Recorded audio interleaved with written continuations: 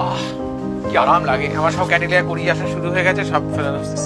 এই জায়গাটা পুরো আলো হয়ে যাবে, বুঝতে পেরেছেন? বন্ধুরা, আপনারা দেখছেন এই পর্বের দ্বিতীয় ভিডিও। তবে দ্বিতীয় ভিডিওই কিন্তু শেষ নয়, থাকছে তৃতীয় পার্টও।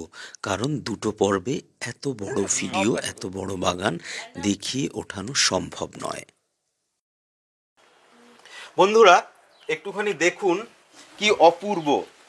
দেখে হয়তো অবাক লাগবে, কিন্তু এটা কিন্তু ইনডোর গার্ডেন। ওপরে যদি একটু দেখি, দেখুন বন্ধুরা, একটা পার্মানেন্ট শেড করা রয়েছে। এটা কিন্তু সম্পূর্ণ ইনডোরে। এরকম সুন্দর স্নোবল তো এগুলো না, এটা কোয়া কলম্বাস। এর আমি ভুল করতে পারি। আজকে এর কারিগর আমাদের সামনে রয়েছে, উৎপলদা। উৎপলদা একটু এদিকে আসুন, এই দিকটা আসুন।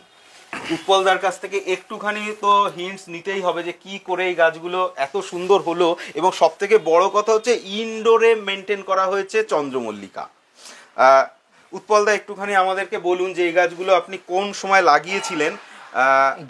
জুলাইতে লাগিয়েছিলেন। এটা জুলাই। এটা হলো চন্দ্রমল্লিকার, এটা হলো জায়ান্ট। এটা মানে একটা ডিফিকাল্ট প্ল্যান্ট টু গ্রো, এবং এর ফুল হওয়াটা সত্যিই খুব চমৎকার। সময় লাগে, খুব ধৈর্য লাগে, খুব সুখী গাছ আর কি। মোটামুটি ফুল যখন মাথায় চলে আসে তখন থেকে একটা অপূর্ব আনন্দ হয় যে এখন থেকে এটা রোজ ফুটবে, রোজই পরিবর্তন দেখবো। রোজ সকালে আসলে একটু না একটু পরিবর্তন, একটু একটু ফোটা দেখা যায়। আমার সেই আনন্দের মানে কোনো এক্সপ্লেনেশন হয় না। দাদা, এই ফুল আসতে শুরু করেছিল জুলাই থেকে, তো লাগালেন। ফুল আসলো কবে থেকে? মানে নভেম্বরের শেষ থেকে কুড়ি আসবে। হ্যাঁ, আর ফুলটা আউট হবে হলো জানুয়ারি ডিসেম্বর। মানে এর ফুল কড়ি থেকে ফুল আসতে 1 মাস, ফুল থাকবে 1 মাস। প্রায় 2 মাস হলো চন্দ্রমল্লিকা জায়ান্টের হলো স্থায়িত্ব। একে দেখা যায়, একে আনন্দ উপভোগ করা যায়। সব থেকে বেশি লাস্টিং ফুল যাকে বলে এটাই হলো ক্রিসান্থেমাম জায়ান্ট। একটু কঠিন গাছ, কারণ গাছ লাগালেই যে সুন্দর হলো কিন্তু তাতে কিন্তু ফুল হবে না। একদম পরিমিত খাবার, পরিমিত পরিচর্যা এবং গাছকে না বুঝতে পারলে কিন্তু ফুল ফুটবে না। একদম ঠিক কথা। অনেক ক্ষেত্রে দেখা যায় যে অনেকে গাছ নিয়ে একদম বড় হয়ে যাচ্ছে, ফুল আর আসছে না। এই প্রবলেমটা খুব হয়। ফার্টিলাইজার ম্যানেজমেন্ট, ওয়াটারিং, এই সমস্ত কিছু। ফার্টিলাইজার ম্যানেজমেন্ট এটা হলো চন্দ্রমল্লিকার জন্য, ক্রিসান্থেমাম জায়ান্টের জন্য ভেরি মানে টাফ। তবে সহজ গাছ, আপনারা ভাববেন না যে কঠিন বলে দিয়ে দিলাম। যত্ন করে লাগান, একটু কেয়ার করলেই কিন্তু ফুল ফুটবে। এর প্রত্যেকটার নিশ্চয় আলাদা আলাদা আইডি আছে। প্রত্যেকটা আলাদা আইডি। একটু আইডি গুলো যদি বলেন। এই যে সুন্দর এই সাদা বা অফ হোয়াইট কালার, এটা মোস্ট প্রবাবলি পিঙ্ক টার্নার। এখন আমার এগুলো ঠিক নেই। আর সবথেকে চন্দ্রমল্লিকা এই জায়ান্ট ক্রিসান্থেমামের যেটা ভালো ভ্যারাইটি সেটা হলো কোকা কলম্বাস। এটার অদ্ভুত ভ্যারাইটি এই লাস্ট দুটো যে সাদা হয়েছে, এটা ওই দুটো সুন্দর একদম গোল। আচ্ছা আচ্ছা, দারুণ। সবথেকে কঠিন গাছ এটা হলো কোকা কলম্বাস। এটা বাজারে আপনারা পাওয়া যায় না, খুব রেয়ার পেতে গেলেও। এর কারণে এটা কঠিন কেন? এই কারণে এর কোনো প্ল্যান্ট তৈরি হয় না আর কি। দেখবে চন্দ্রমল্লিকা নিচ থেকে মাদার গাছ বেরোয়, শুট থেকে বেরোয়, এ কোনো বেরোবেই না। একা পড়ে থাকবে। কোনো রকমে যদি একটা ডাল থাকে তাহলে হবে। সব থেকে দামি মনে হয় কোকা কলম্বাসই আছে।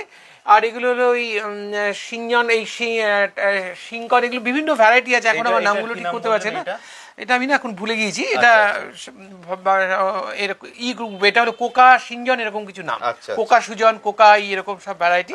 এগুলো স্পাইডার ভ্যারাইটি এগুলোকে বলে। এগুলো সব একরকম, অনেক রকম কালার হয় আর কি। এখন আপনার রেকর্ডটা আছে। হ্যাঁ, এটা একটা পিঙ্ক আছে, রেড আছে সামনে একদম। হ্যাঁ, লাল রয়েছে। এগুলো বিভিন্ন রকম ভ্যারাইটি। দেখুন বন্ধুরা, কি অদ্ভুত সুন্দর। মানে এর এক্সপ্লেনেশন হয় না, এটা নিজেই নিজের এক্সপ্লেনেশন দেয়। তা একটু সংক্ষেপে যদি বলেন যে এই গাছ যদি আমরা জুলাই মাসে লাগাই, তারপর 2-4টে স্টেপ মানে একদম পুরো 1 ইঞ্চি টপ থেকে শুরু করতে হবে। গাছ বাড়বে, টপ বাড়বে, এরকম করতে করতে এই যে দেখুন আমার টব এসছে লাস্ট 8 ইঞ্চিতে। আপনি যদি প্রথমেই বড় টবে দিন, চন্দ্রমল্লিকা কিন্তু করতে পারবেন না। আর পরিমিত খাবার, কোনো কেমিক্যাল দিতে হবে না। আপনি 15 দিন অন্তর একটু সরিষার খোল হালকা করে দিয়ে দিন, দিয়ে গাছকে তৈরি করুন। গাছের যদি সামনে থেকে যে কোনো ডালপালা আসবে, ব্রাঞ্চ, সেগুলোকে কেটে দিন, একটাই ডাল রাখুন। করতে করতে করতে টপগুলো চেঞ্জ করতে থাকুন পর করে। আর মাটিটা চুন দিয়ে দেবেন মাটিতে একটু। আর নর্মাল যেরকম ভাবে মাটিতে গাছ হয় সেরকম একটু হাড়ের গুঁড়ো দিয়ে দিলেই চন্দ্রমল্লিকা গাছ কিন্তু খেলতে থাকবে। ওই যাকে বলে সবচেয়ে কঠিন পরিমাণটা যদি চুন একেবারেই কম, মানে হাফ চা চামচ একটা টবে থাকবে। 8 ইঞ্চি টব যদি আমরা ধরি তাহলে হাফ চামচ। আর ওই সরিষার খোল মানে প্রতি 15 দিন অন্তর অন্তর একটু পচিয়ে গাছকে সেটা কি দিলে জুলাই মাস থেকে জুলাই মাস থেকে ছোট গাছ থেকে শুরু করে, সেটা তখন কম আপনারা বুঝতে পারবেন। এটা বিশদে বলতে হবে, এটা একটু টাফ আছে। আর তারপরে বড় টবে যখন লাস্ট ফাইনাল টবে যাবে তখন একবার সরিষার খোল সুপার ফসফেট দিয়ে দিলেই কিন্তু গাছে ফুল ধরবে। আচ্ছা, এখানে পেস্ট কন্ট্রোলটা কিভাবে করেন? পেস্ট কন্ট্রোল চন্দ্রমল্লিকা আছে, একটু পেস্ট লাগে, ওই ফাঙ্গিসাইড লাগে প্রথম দিকে, আর তারপরে হলো এর মধ্যে ওই মাকড় টাকড় এসব হয়, ওই টাটা গ্রুপের যেগুলো কাকা, এটা স্প্রে করলেই এটা চলে আসে, মানে ছাড়ানো যায়। আর সবসময় জল দিয়ে না, ফাঙ্গিসাইডের থেকে জল হলো সব থেকে বড় ফাঙ্গিসাইড। জলটাকে স্প্রে করতে হবে পাতার নিচে যেখানে পোকামাকড় থাকে, সেটা যদি আপনি করতে পারেন গাছে আপনার পোকা হবে না।